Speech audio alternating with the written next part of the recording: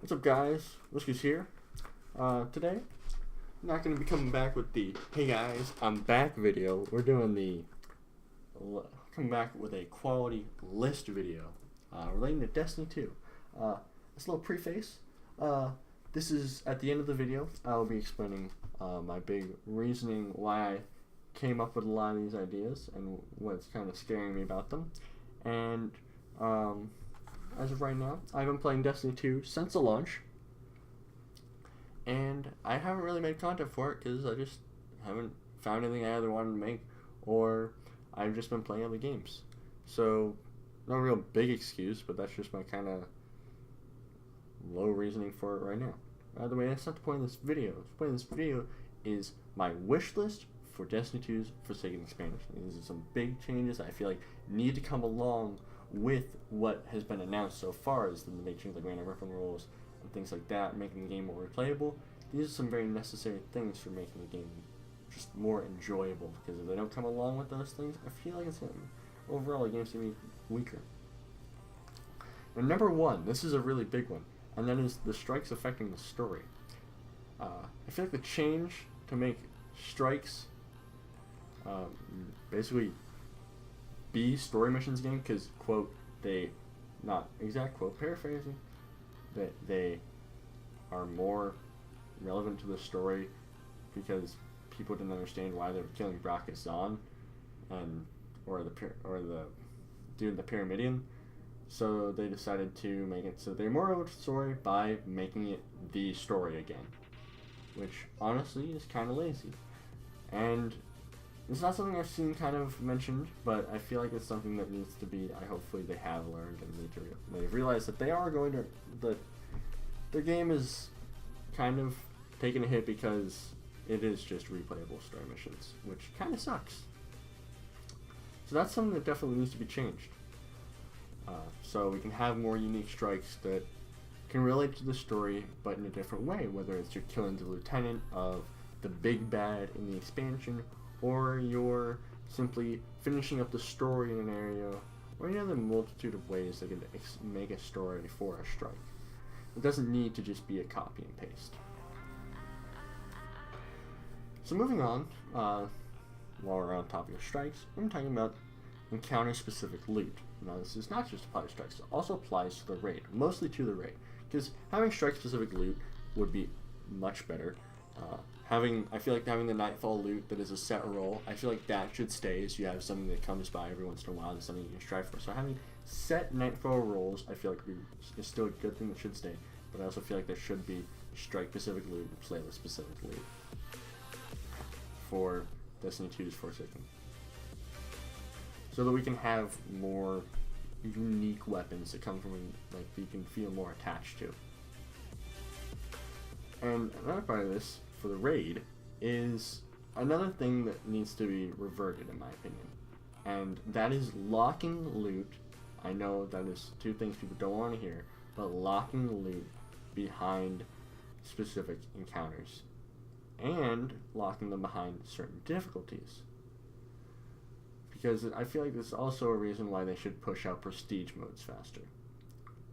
Locking something like Fatebringer, one of the best hand cannons Destiny 1 ever.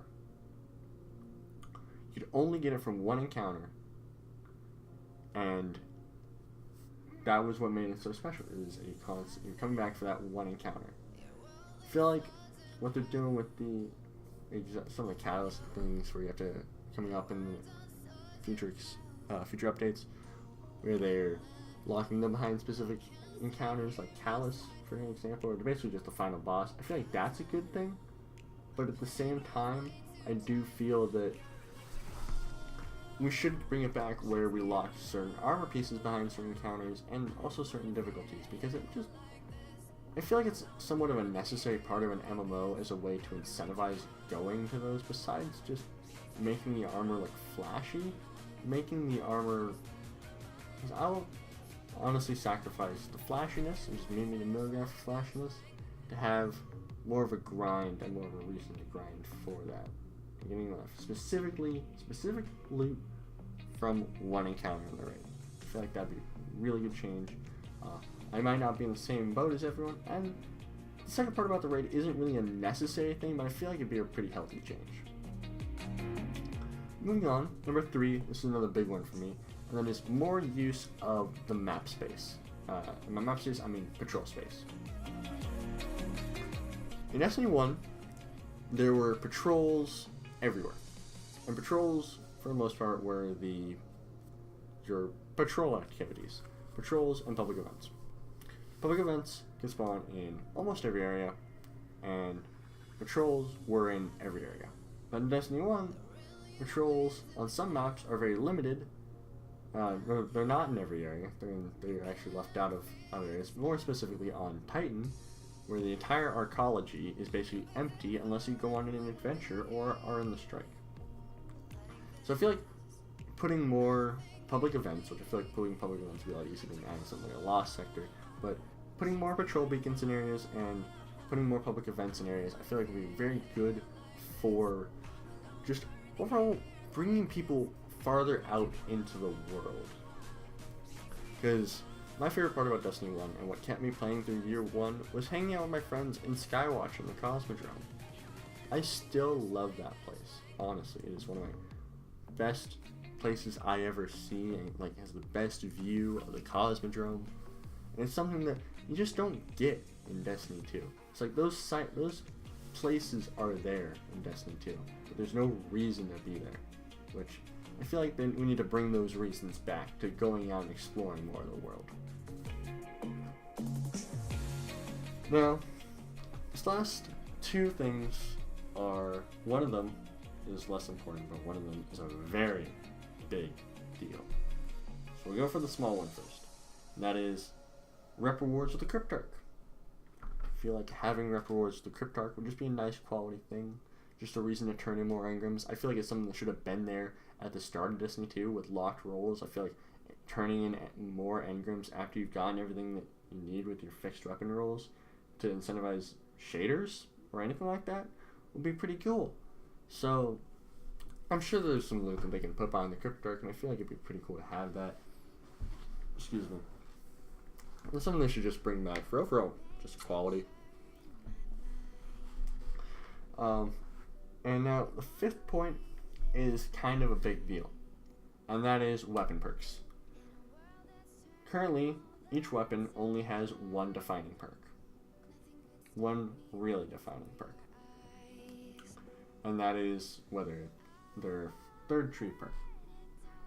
Now, an exception is with the raid and trials weapons, which their 2nd column counts as another perk, another special perk that isn't just a magazine or stability buff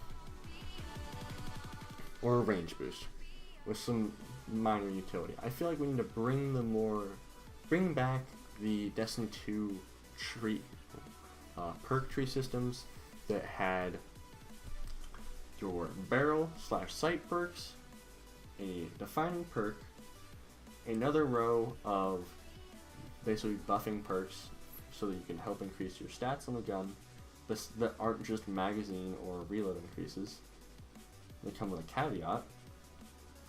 And then a 3rd perk that is the major defining perk, because I feel like for random weapon rolls to really be effective, there needs to be 2 perks that matter on a gun. But there still also needs to be that middle column. That being said, there are some perks, there are 3rd row perks in this game that should be moved to the middle column or to the 2nd column, where they are just a supporting perk to whatever the bigger perk is in the grand scheme of things. Overall, it's very simple for the weapons, just going back to what Destiny 1 was. Not a huge deal. But I feel like that is kind of necessary for random weapon rolls to be a meaningful change. So in conclusion, these are my 5 things that I feel like really need to happen in order for this game's changes to really make an impact and for them to matter. And I feel like a lot of these changes have been brought upon by the community getting so big at launch. and especially of people who didn't play Destiny 1 and don't understand and haven't really played many MMOs, they don't really understand why things work the way they do. So they get into a situation where like, oh, why are all these MMO factors here in the shooter? So it's about balancing being a shooter and being an MMO. And I feel like through some of the changes that were brought upon earlier in the game, that I feel like we kind of aren't being acknowledged now and should be, are making a really negative impact on the game because of that complaining that happened so early on. And really, there are some quality things in vanilla Destiny 2. And it wouldn't be too hard to bring them back. Anyways, thanks for watching, guys. Really hope you enjoyed. Hope you enjoyed the gameplay in the background. Hope you enjoyed my commentary. Hope you enjoyed how I just ran out of the video that I just had playing for you guys. But either way, I had a lot of fun making this list. I'm going to have some more fun bringing more videos out for you guys. I'll catch you guys next time.